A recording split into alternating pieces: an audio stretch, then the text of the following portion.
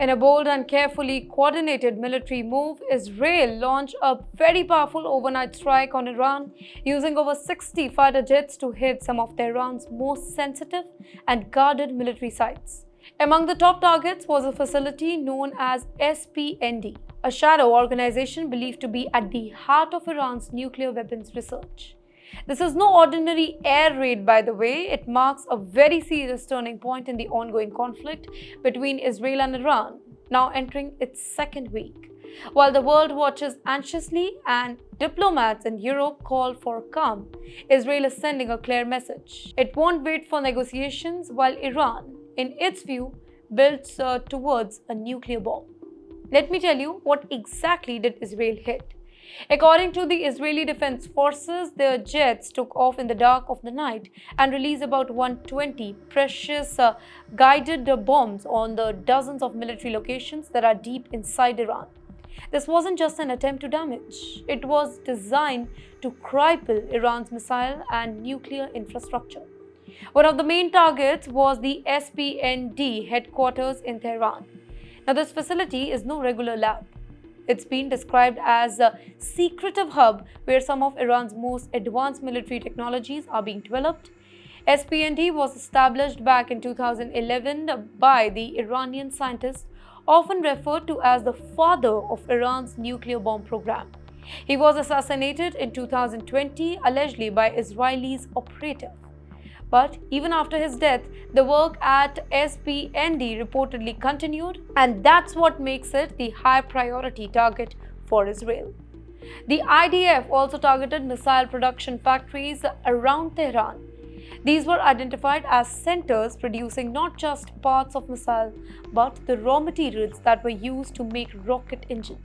In military terms, these are called industrial centers of gravity, the beating heart of a nation's weapon program.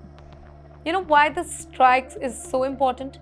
Now, for Israel, the strike was about prevention.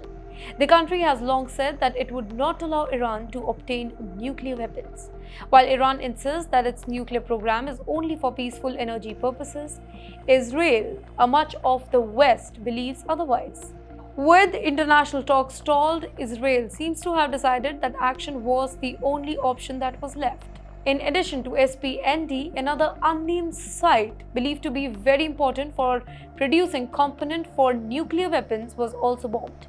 Though the IDF chose not to reveal the full details for security reasons, but the intent is clear: hit Iran's capabilities at the source before they can turn into weapons that could threaten Israel. Well, this wasn't just a strike on buildings and machines. According to reports from the Iranian officials, at least 639 people have been killed in Israel's airstrike since the start of this conflict.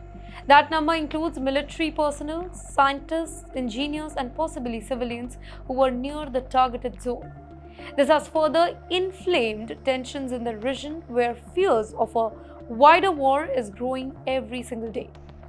As the bomb fell, the United States continued to watch from the sideline for now. President Donald Trump has said that he will decide within just 2 weeks whether America will join the war or not. The US has already deployed 40,000 troops across the Gulf region, including the Saudi Arabia, the UAE, and Jordan. While not directly involved in the strike, the scale of US military that is present over there shows just how seriously Washington is taking the threat of escalation. The whole world is asking what's next. Well, this airstrike may be just the beginning. Israel has shown that it has intelligence, air power, and political will to strike inside Iran, something that many has once thought impossible. But it has also raised alarms. Will Iran retaliate more aggressively now? Will other countries get dragged into this? Will diplomacy fail entirely? Let us know your thoughts.